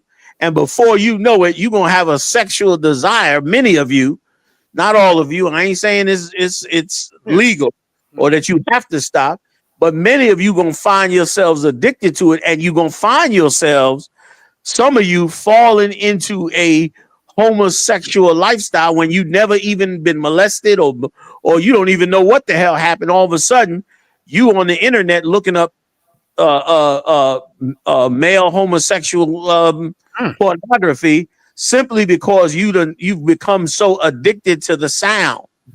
You understand? The sound, playing that sound over and over. They even adding it to commercials now. Is making you focus in. They playing games with us. So now all these homosexuals that don't want to be effeminate are taking on this whole pegging, so-called pegging lifestyle, which is really a homosexual lifestyle. A homosexual lifestyle where you denying that you are homosexual and you're as masculine like the gorilla. You masculine as you could be, but really you are a secret homosexual. You don't have no desire for a woman, but you use the women to get it on. Also, too, if I could go back to Cassie for a minute. When Cassie says she went and still had sex with him after being raped by him, that she did it because she wanted to, make him happy. I don't know what the case is fully. I don't know what was in her head, but let's not neglect the idea that is a classic way of acting when you are under severe abuse. People that are under severe abuse, just like Stockholm syndrome, want to please the oppressor, just like we do with white people. We want to make white people happy. We smile at white babies in the Walmart when they're online. We look at black babies like they monsters. But the white baby, you gonna like him and play with him in the aisle and all of that. And why do you do it? Because you want to make this oppressor happy. You want to be on their good side. So it is not surprising, and most people won't understand as we do, because in Israelite school of UBK, we study all these things, that it's not surprising she may have, I don't know the case, but she may have been coerced or brainwashed because of that abuse, which is what he'll rape her one day if this is the case. He'll rape her one day and the next day she'll come back and have consensual sex with him, because of course she's so in tune to trying to please him, even though he just abused her the day before. She begins to give up her feelings and her thoughts and then acquiesce to whatever it is that makes him happy, which makes her an abuse victim. But what I would like to say, if I could, about the entire situation is this: that everybody up in that Hollywood freakiness, they're there to get paid. If you didn't get paid, I understand you complaining. But Cassie has $30 million. That's what she got. She got more than the average stripper who has to strip every night, be abused, the average street walker who also gets raped and pissed on and has gone on damn near legally in America. I grew up in the Bronx, Hunts Point. All you got to do is Google it or look it up on YouTube. Hunts Point was famous. It's where we used to go get your auto parts at. But at nighttime, it was famous. They made movies about all the pornography and pimping that went on in Hunts Point. So this is not new. This has been going on for thousands of years. So, but Cassie and them it should be no sympathy for them because they're getting paid more than other hoes are getting paid. They're getting millions. Though everybody up in that Hollywood circle is getting fame and millions and plenty of cars and houses and clothes. That's why you went to Hollywood. That's why you got in the entertainment business. You didn't become a rapper because you just wanted to rap on your block, on your stoop, like every rapper says when he becomes a millionaire. Oh, I just wanted to rap on my stoop. I wasn't trying to get famous. Yes, you was. Or you would not have blew that rod in the casting party. You would have not went to the freak off and let them run a train on you. You did all of those things because you were trying to get famous. What's the fighter's name? Sugar Ray Leonard. Yeah. I mean, that story broke my heart when I heard that story. Yeah. Sugar Ray said they took him in that room. Them old so-called Jews took him in that room and told him he was going to be famous. He was going to be wealthy and all that. All he had to do was bend over. They ran a train on him. He said, if I would have known what I known today, I'd have knocked their teeth out. Of course, now he made millions, became famous. Now, of course, he regret the mistake that he made. But many of us make that mistake because you want fame in this world. That's why the prophets of the Lord are so great, because they trade off this world. They believe the scripture when the Lord said, love not the world, nor the things in the world. You understand? They believed it. They trusted in YAHANNA.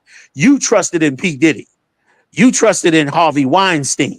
Yeah. Because Harvey Weinstein said he was going to make you famous and great, and P. Diddy too. And guess what? They did. They did what they said they was going to do. Only they didn't tell you was going to get pissed in the mouth while you was getting it. But the prophets of the Lord, they trusted the Most High. We'll get our shot at greatness as well. It just won't be in this kingdom. It'll be in the next. I yield for water. Man. If I could, General, go ahead. Please. And just like P. Diddy, like you brought out, and just like you brought out earlier, the gorilla, right? Mm-hmm. He told his woman, I'm like a heroin addict and you're my methadone. Yeah. You know what I'm saying? Like that pagan is his methadone. That's he want the real rod in him all the time. But let her bust his ass out because that's like a piece of what he really wants. And and everything. Salaki, I yield. No, you so right. And he wanted the nasty white rod. Remember, he told his woman to go get a white boy. Oh, man. Like he wanted, not only did he want, imagine that the Most High, we the lost sheep of the Most High. And you go home that night and you fantasizing about having anal sex with a Edomite. The one white people, you the devil. Meanwhile, you are taking the devil in your ass. God. I can imagine him on the mic. I can imagine him on the mic at one of their so-called speakings. Yeah. You white people going to pay for what you did. Boy, his shoulders is strong. Real strong. He fantasized about after the camp. Beat me round back after the camp. And listen, I bet you those sodomites came up to him many a days, watched him speaking, and looked deep on what he was saying, and said to themselves, "Oh, he's a fag. While everybody else was believing it, man, they tried to put me in an early grave, Muhammad. I don't know why they try to do me like this. It's crazy. You die when it says up. If I could, sir, the second one, General Mayat was saying, you imagine being at a unity camp with him, and he was like, "Yeah, these boots ain't all you can kiss." I got more than you kiss. What were you saying earlier? Like, sir, let the next brother come up. Sir, because he won't leave. He want him to go up that leg. High priest, that's enough, high priest. You were saying earlier that the gorilla Hebrew Sakari, what does he say about Puff Daddy? Oh, he was saying on a whole live video saying that P. Diddy is being persecuted. Wrong. Dang. That group still exists? Khan, his brother, the second in command that he put in charge, said we still gonna rock with him. All right, that's our man. We sticking by him. Yeah, marriage bed is undefiled, right? Yeah, that's our high priest, and we sticking by him. All right. Right, yeah, man. You tired? What else you got? Sorry, is there something else you wanted to say? Go ahead. I was gonna say, sir, to connect the story with Cassie and everything that's going on is with Tory Lanez and Meg Thee Stallion. Tory Lanez was recently stabbed 14 times out there in California in the pen, and new evidence came out that Tory Lanez didn't shoot Meg Thee Stallion at all, that it was actually Kelsey and Meg Thee Stallion he was seeing at the same time, and they were friends. And they saying the bodyguard has come out and said that Kelsey is the one that shot Meg, but Tory took the fall for Kelsey. And is the court accepting this new evidence, or what's happening with the evidence? Comic-Con, they're reviewing it right now. Many people, including Drake, are pushing for him to get a pardon. And Meg Thee Stallion recently came out there, and the video came up of her seeing the guilty verdict and all the tears. It was rough, sir. She was crying. What are they intubating that she was crying over? What? Comic-Con crying that he actually got convicted, even though evidence shows that she's lying. I got you. So that's that case, sir. That's Tory. Yeah, if I could, Yediah, are you saying Tory Lanez? What's his name? Tory Lanez? Tory Lanez. Comic-Con, sir. Right. Are you saying Tory Lanez took a plea the first time? Like, did he take a deal to say he did shoot Megan Thee Stallion? Comic-Con, sir, because the way it went down initially, the bodyguard's testimony wasn't a part of it. And Kelsey, the girl that was actually there with Meg and Tory at the same time, her testimony, I believe she pleaded the fifth. Comic-Con, sir. Like, I just want to say, like, if he pled guilty, once again, that's okay. Right afterwards, let me just back up a second. Right after the case, his father came out angry at P. Diddy and Jay-Z, saying that it was a payoff. And that's why he took the fall. Now, they may have been correct about that. But once again, for all of you that want to be famous and love Hollywood, here it is. This is the price. He probably sat in that car, saw the shooting. Maybe he didn't do it.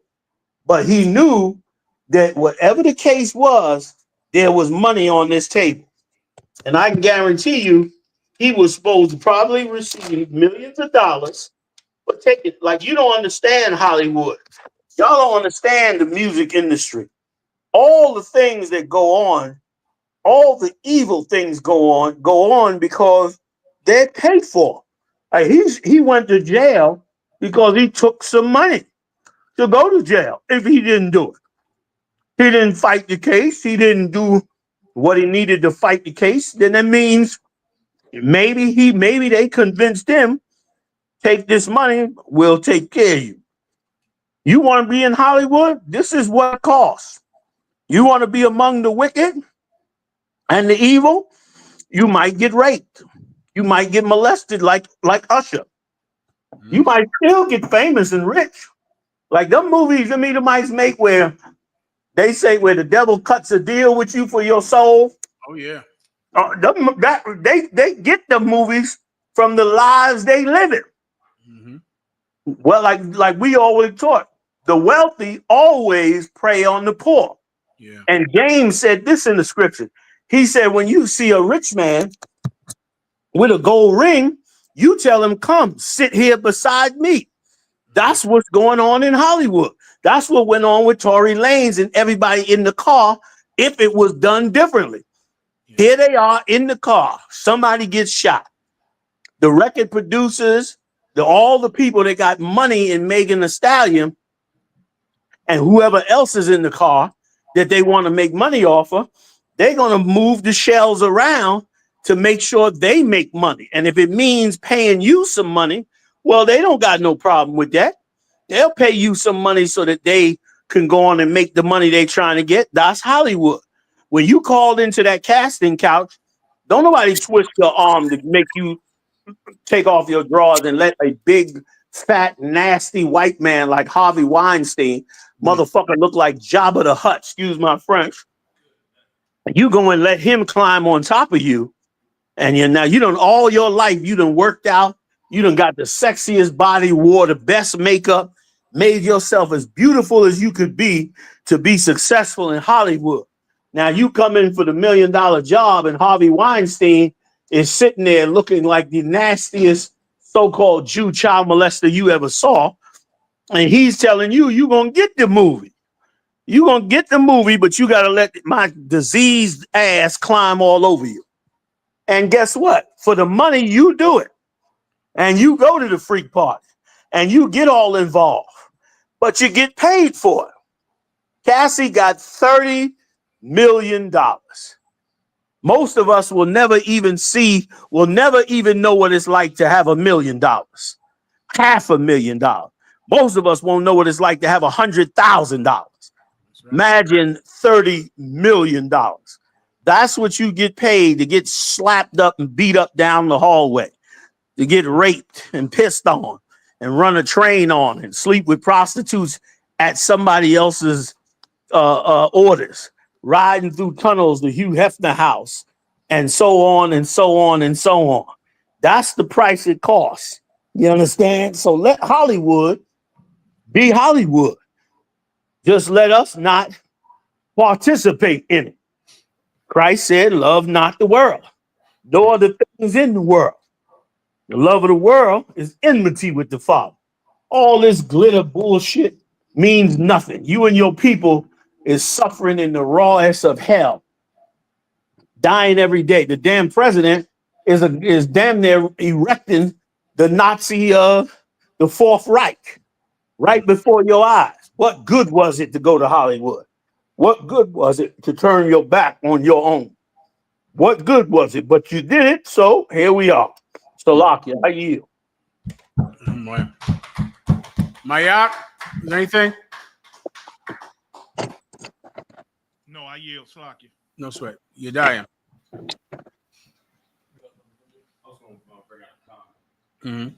Please. Well, yeah, Slack, so on that topic, someone in the comment section brought out about Cassie. Won't be surprised if her husband divorced her and took half and the child. You dying? Right, like that. Right, that's part of Hollywood. Yeah, you know, all them old big money divorces. They said Harry Barry got to pay child support. Somebody came out and said, I forget who it is, some big executive, I forgot who he was, that just recently got divorced like a month later. Oh, Birdman. They said that Birdman was going with, this allegedly now, who knows if it's true, but they said Birdman was going with Tony Braxton for 18 years. Then he decided to marry her. Divorced her like a year or two later, and she took a king's ransom of money from him. Like, what do you think? This is Hollywood. She sat up there and let him have sex with her and deal with her for 18, 19 years, if it's true. Waiting for him to say, you know what? I'm going to take you down the aisle. I'm going to take you to the white man and get a piece of paper from the white man. Let's sign up. And of course, once she signed up, she from Hollywood. Once she signed up, you understand? The lawyer said, well, he got to give you millions. And the divorce was in the works from the gate after that. So welcome to Hollywood. Don't complain now. There's plenty of people on the street and at home that wouldn't, like my yacht said earlier. There's plenty of people that went to Hollywood that did not bow down to Satan. And because of it, they got no careers, even though they got more talent than many of the people in Hollywood. Yeah. They nowhere near the money and the power and the fame that others have. And those that have it for one reason and one reason only. Satan said this to Christ. Well, he said, the kingdoms of this world are mine. That's what he said. Damn right. Bow down to me and I shall give it all to you. He tried to make that deal with Christ. He's making that deal every day in Hollywood and in the White House and on Wall Street and all over in the streets. He's making that deal, and plenty of people are taking that deal. What's really amazing, more than Cassie getting pissed in the mouth or Gorilla taking it up the behind, was more famous. I mean, what is more should be more famous and more shocking is finding the brother or sister that will not compromise their integrity for the sake of money, for the sake of fame. That's the people you want to meet. You want to sit down and talk to them. They are amazing people. You want to sit down and they are amazing. That's why Christ said, blessed are the poor, for theirs is the kingdom of heaven. They poor because they wouldn't do what Satan wanted them to do. That's right. That's why they poor. But you should sit down and talk to them, and you'll know why Christ is coming back to get them. You'll say to yourself, I see why Christ is coming to get you. You are so honorable. You have so much self-respect and dignity, and you will not compromise it for anybody. And here we are, you understand, at the end of the world. Now we find out you was smart enough to wait on your king, and now you're going to inherit the kingdom of heaven. Damn right. I yield the water. Damn right. Another thing, that nasty Hollywood, it's like your that acting and all that, you got to take on a spirit to play this role. A lot of the more Hollywood relationships come from we just work together. But he was my boyfriend in that movie. I played the part of his girlfriend, and we just became intimate. Then you hear about their relationship, but it never lasts because it's just, it's just the Hollywood style of meeting somebody and having sex. You call it a relationship. I mean, I was so surprised. That movie where Damon Wayans played the sergeant with the little kids. Yeah. Orlando Brown was young. I didn't know Major Pain, I think they called it. Right. I didn't know until about a year or two ago that he was busting out that old Will Smith sister, the one that played the woman. Yeah. He was tearing her up the whole time, just because they work together and they plan a role of boyfriend, girlfriend, it becomes real, Dang. And you end up sometimes marrying that person and it just don't last because, you met him in a foul way. Acting is full of demons anyway. It's like you. Right. Or you end up in the freak party. Excuse me. The homosexual party. Those kind of one cut. Good. YAHANNA. Please. If I could, sir, I want to thank the water, the commander, General YAHANNA, the generals and the captains and the Israelite school of U.P.K. Because this is a place where our people don't have to compromise their morality to find success and to make it. Yeah, like it's rare where you find brothers and sisters that don't got to conform to what Esau is pushing, where you don't got to take nothing up the behind, you don't got to compromise your integrity and smoke and do whatever. And just to be here is so amazing because it goes to show you that if you wait on Yahweh's kingdom, that's the real benefit. You got brothers and sisters out here that would. It's insane to me. Like General Muhammad said, I never knew the term pagan. That you would actually do that or bend over behind and do whatever just to make it an Esau kingdom when the greater reward is warning out in this truth, sir. Right. The water to youth, the water to the generals, captains, and officers in this truth, sir. Well said. Hey, the water to you, Yadiah, and the water to Marah and Ibahaya and Mathumya and every young officer that comes through and trooper that comes through the Israelite school of U.P.K. because you brothers are an inspiration. You understand, against an evil world that's sucking brothers into it left and right, wrangling them up and throwing them out the other end like it's nothing, like it's no tomorrow for you brothers to have. I saw you brothers out there in Philly and hold your integrity. Big shout out to Captain Ty Ward. Big shout out to Akkad Abraham and all the captains and officers in the UPK, in the Philly camp and around the country. Big shout out to Captain Malquad out there in Gary, Indiana, and his team. They got down as well this week, and I'm sure many, many more around the country. Like, you the real inspiration. You the ones that people should want to hear. You the ones that's not caught up in the game. Y'all not brainwashed. Y'all walking clean. Y'all walking with the Most High. Y'all understanding your YAHANNA. Y'all spreading good news, like the scripture said. Like, big shout out to all of y'all for all the great works that y'all done. And I don't never got no problem with saying it. Like, it's amazing to me. You know what I mean? Because, of course, our brothers and sisters dying every day across this country.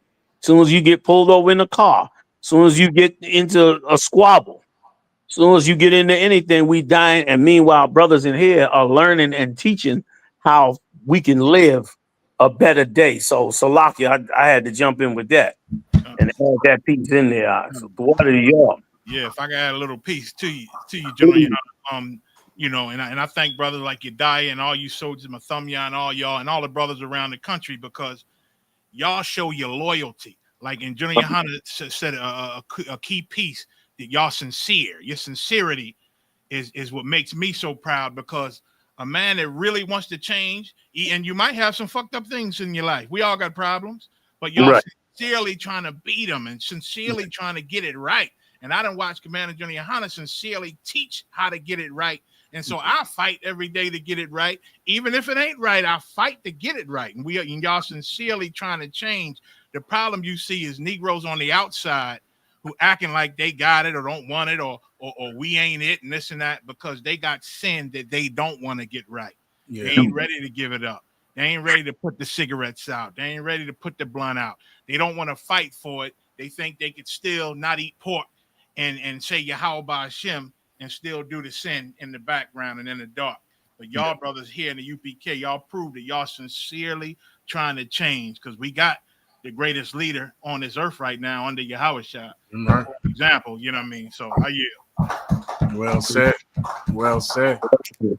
Those are great words about Jimmy Muhammad. Most ain't Christ.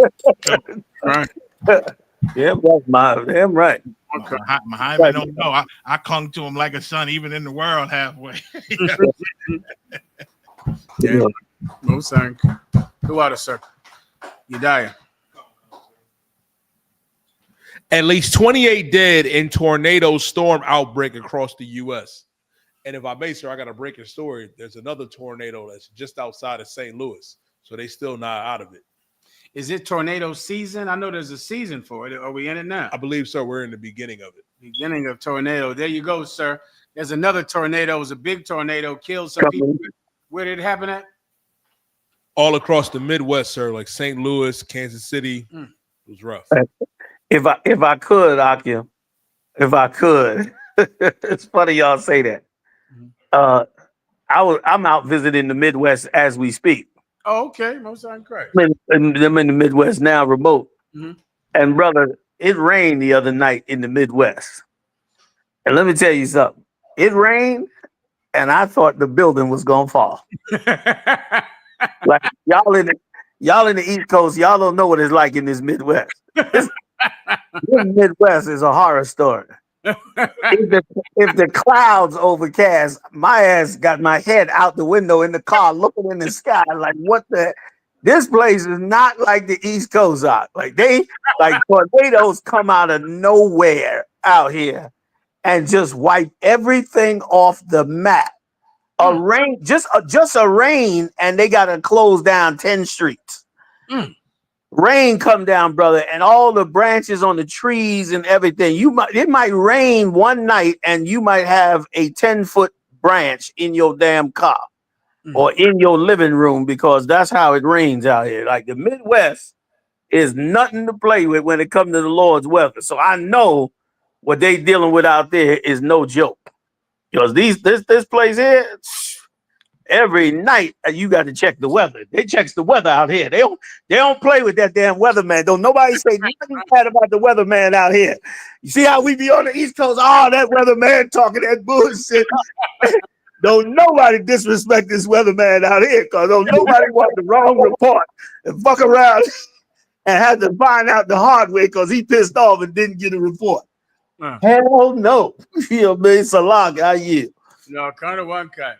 And once again, this happens every year, and it's a perfect example. If you thought in your life that the Most High was not the only superpower that exists, then come tornado time, he reminds everyone. Yes. He reminds everyone when that winter comes in, another Midwest thing, that Chicago winter, where they just find dead bodies with icicles all over them in the Midwest. He reminds you that he is the ultimate superpower. And he humbles the proud with these tornadoes and hurricanes up. He humbles them. I mean, people that thought they were so powerful, so mighty, and then they're gone by the next morning. He humbled great empires with his weather, with his storm, with his tempests, with his hurricanes and earthquakes. He humbles the proud. And it's happening right now. It's happening right now. Was that it, sir? That's it. Kind of one kind. Go ahead. Yediah, please. Colonel McCon, sir. Deliberate indifference. Amazon worker went blind after Missouri cops mistook his stroke for a DUI and detained him for 8 hours. Here we go, sir. Where did this happen at?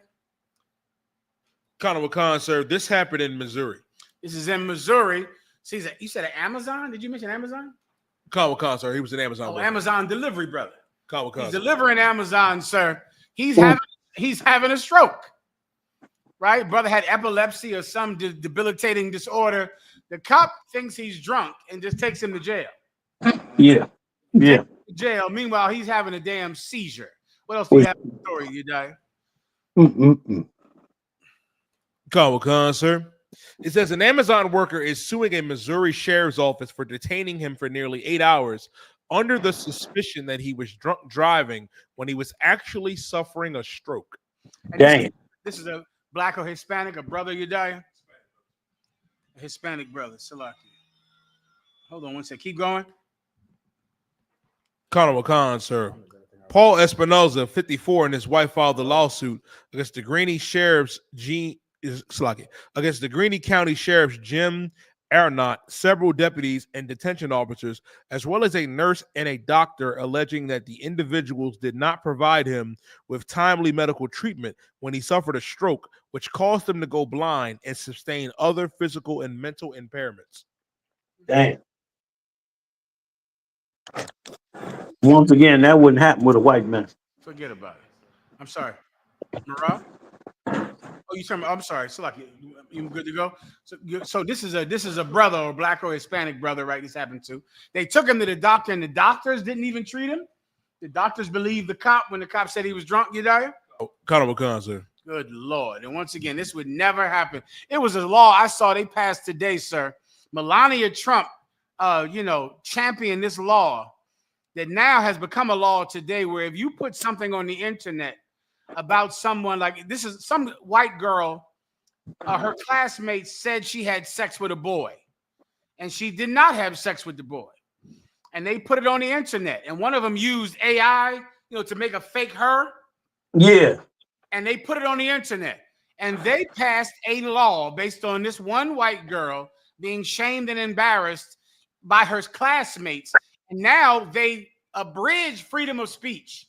So now it's illegal to put AI on the internet and say this is somebody, that had sex, or to put pictures of someone on the internet in naked pictures. You get my point, sir? Like the kids wouldn't put naked pictures of this high school girl on the internet.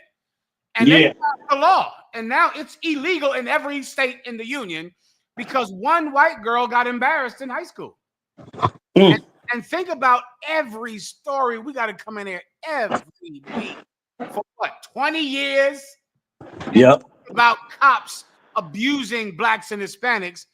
There's no federal law changed. There's not one. Nothing to stop the police from doing it. This brother had a seizure. They took him to the hospital and just told the doctors, oh, he's a drunk. The doctor said, oh, well, he's a drunk, and just left him in the room. Now the man is blind because he was treated for his seizures, sir. A stroke. Oh, he had a whole stroke. He had a stroke. Had a stroke. He didn't get treated for it. The doctors just said he's drunk. Cop said he's drunk, right? So he's drunk. The nurse just said he's drunk. The cop said he's drunk. Everybody believes the cop. No, his assessment is infallible. When he says, you know, you're a criminal, the doctors believe him. The nurse believe him. This man had a stroke and now he's blind. And now he's blind. And there won't be any law changes. Nope. There won't be anything from the federal government to stop this ever because of the police industrial complex that makes the police get richer and richer because they're terrible cops. Right? Because cops make terrible mistakes and put their own lives before the lives of the people they're supposed to serve, they're going to get more money. They're going to get more rich. The cities will get more rich. You know, those 10 brothers just escaped prison. You can just watch the backlash from that. I believe it was 10, sir. You know what I'm talking about. There's only 7 still out. 7 still out. You die. What you want to say? He's going to do that next, sir, if he could. All right. Go ahead. Con, sir. 7 New Orleans fugitives still on the run after prison break as in it says 7 New Orleans fugitives still on the run after prison break as inside jobs suspected. These brothers, everybody's seen the video by now. Marah can pull it up. These brothers wait and plotted and planned and worked with the guards, I'm sure, that they always do. And they got out and tons of them just ran out of there, brother, like the door was open. They got the hell up out of that prison out. And now they're going to be searching for them. There's 7 more left. Eventually, they find them, usually. Eventually, they find these brothers. They're at their mom's house, all right? If you're looking, that's where they're at. They're at their mom's house. That's where they are. They always there, right? They're at their woman's house. Eventually, they'll find them. But the amount of money that they're going to get because of this prison break is going to be amazing. Like, it's going to be amazing what's going to happen in jail and the resources and money that they'll get because they let 10 of them escape. They're going to get more funding, more money. You're going to see the police come on, the wardens come on TV. Well, we need more funding for training and for this and for that. And they're going to get it. And then they open up Alcatraz, because that's impenetrable. Somehow Donald Trump will use this to open up Alcatraz to starve you to death with no visitors for 10 years. Yeah. Like, they're going to just get more and more and more and more because, of course, our poverty and our sad story and our oppression makes everybody rich. Salaki, sir. So true. So true. Marah want to say something. Go ahead. Marah has the video. They got 7 of these brothers left. They out there running around doing the best they can, having a good time for the time they got. I understand. Go ahead, you die. I was going to say, sir, what you're saying is so heavy. The first thing I thought about is how they sending our Hispanic brothers to Argentina and Central America and Guantanamo Bay. That's going to be an excuse to start sending Judah over there, too. How did I forget about that, you die? Here we go. These prisons in America, you break out of them too easy. But over there in El Salvador, when you're in a naked, bald-headed human when you're in the bald-headed human chain in El Salvador, there'll be no escaping. And this will just be a way to funnel more money into some private prison in El Salvador, and they'll just lock everybody up and not give them a trial either. Marah.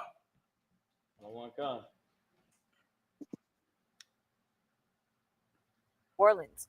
Stunning surveillance video captured inmates opening a cell door and running away. Some have been recaptured, but 7 inmates are still on the loose tonight. 3 jail employees have now been suspended, and authorities are raising the possibility of an inside job. Here's ABC's Jacob Ube with the details. Stunning surveillance video. Who left the door open? They gone out of there. And so somehow these brothers will not profit from this. These poor brothers right here, I can imagine the type of childhoods these men had to have before they allegedly committed the crime that ended them up in prison. And then imagine the way it is in prison.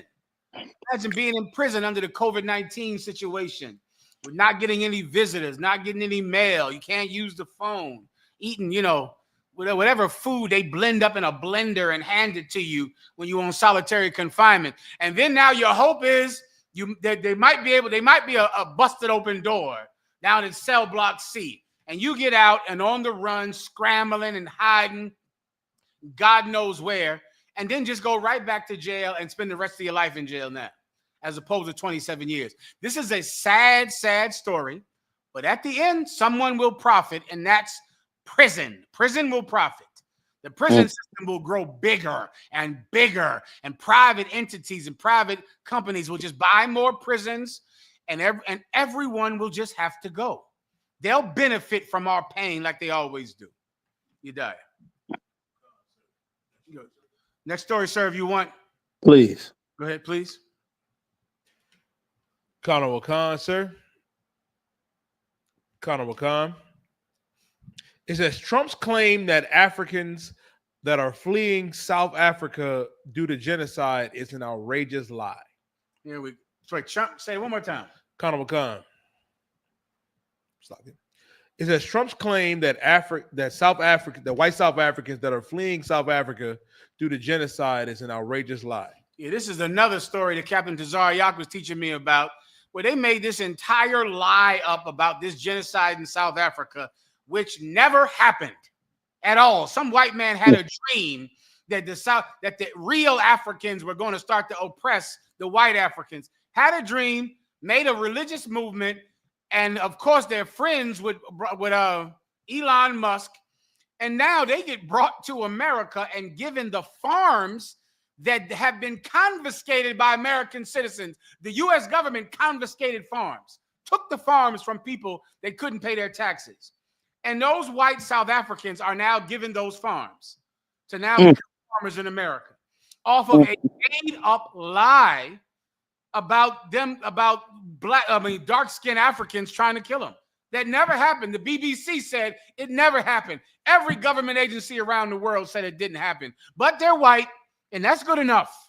It's good enough for just, the thought of white people, being in danger, and they're over here in America, and they're going to take farms that America took from Americans who couldn't pay their taxes. This is white privilege. It's the biggest thing in the world. It's the thing that really makes money. And here you are trying your whole life to stay out of jail. That's your life.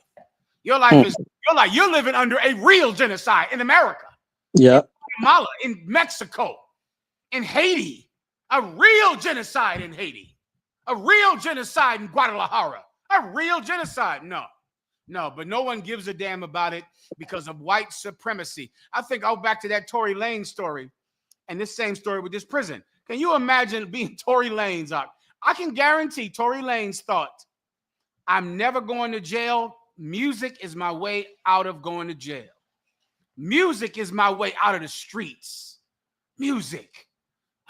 Instead of selling drugs, I'm going to use my talent I learned in church from playing the piano, and I'll never go to jail. Puff Daddy, I know he said, I'm never going to be like my father. No, I'm not going to be a Harlem drug dealer. No, I'm going to go and work for Andre Harrell, go get cheesecake, walk 15 miles to get cheesecake, wash cars, work hard. So I never go to jail.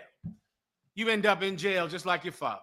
You end up right here in this same place with everybody else, where everybody else is in there. People that tried to not go are in there. People that didn't care about going are in there. Everybody just ends up there. And meanwhile, white people in Africa are being brought over to America on a jet, given farms. Insane. Because of a rumor that they might have been in danger. Let me tell you something. The Lord our God is our protection, and that's that.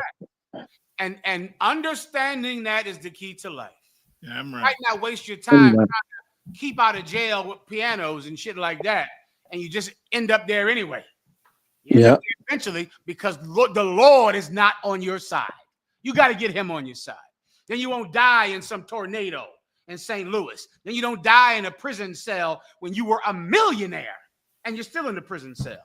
Then you're not ripping the door off of some cell trying to escape for what? A week of happiness. You escape from prison. How long are you free most times, Yediah? A week? 7 days? 10 days? For happiness to spend the rest of your life in solitary confinement, which is what you go in when they catch you. When they catch you, you don't go back into general population. You're going back into 23 hours a day. That's it. That's your prison from now on for the rest of your natural life. And yet white people from South Africa were accepted with open arms. If we don't turn to the Lord God, If we think that voting or some congressman or mayor or some program is going to help us, we are sadly underestimating our enemy. Yeah. We don't quite understand the forces that are against us. We better get the supernatural power to get on our side. Damn right. Damn right. Rich or poor, we under these curses, man. So you better do what it takes to get the curses off you. Slocky. How you doing? You come, Slocky, sir. Did you want to say something, Commander General YAHANNA? I think we over the time, aren't we? Come to one, come. Yeah, let's go and wrap it up, man. I want to thank the heavy hitters in the building. General Muhammad, give it up. General Makalaka, give it up. And of course, Officer Marah and his entire crew, man. Give it up for them. Officer Marah, Officer Yadiah, Officer I.S.U.P.K, Officer Mathumyard, man, holding it down, man, doing it up every week. You know how we do every week, Monday Night Live, man, on the UPK. Also, check out Mashak Mayan this Wednesday, also right on this same channel, getting it on. You know what I'm saying? And we'll see y'all next time, y'all. Everybody hang. Shalom.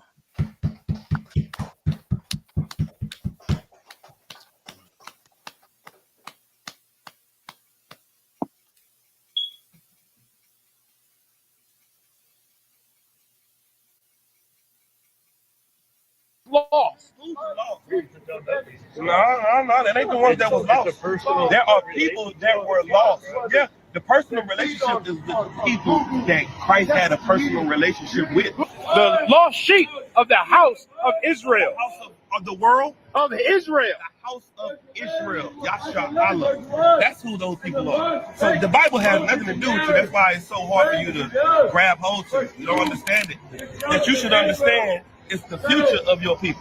I can't agree with you. The Bible said if we don't agree with each other, dust off your feet and goes our way. I would hope not. I would hope not.